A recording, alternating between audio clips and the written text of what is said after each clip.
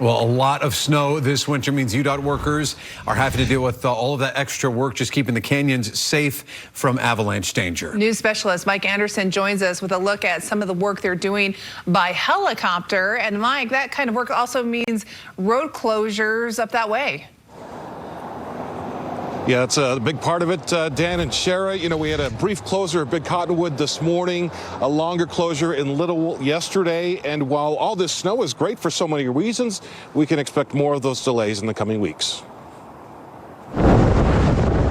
As you pass through the canyon for your next ski trip, it's easy to take for granted the clear roads and safer mountainsides. The last couple of weeks in the canyons, we've just been getting so much snow. As John Gleason, UDOT spokesperson, points out, this kind of work has to be done to avoid more dangerous, naturally occurring avalanches, even though today it wasn't quite what they expected. As it is right now, we didn't get a lot of results, which is a good thing because it means that the snowpack is stable and that we're not going to have any issues up there. But just yesterday, they did set off some much bigger activity, snow that plow crews later had to clear out from the road.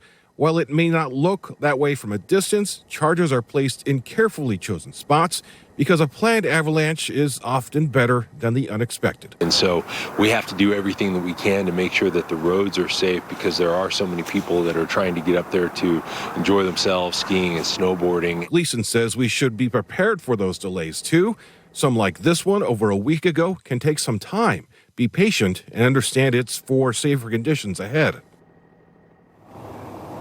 And Gleason says yesterday they were able to trigger about 3 or 4 larger slides out in Little Cottonwood Canyon. And one of them at least 13 feet high. So while it's probably no big surprise at this point, there is a lot of snow out there, guys.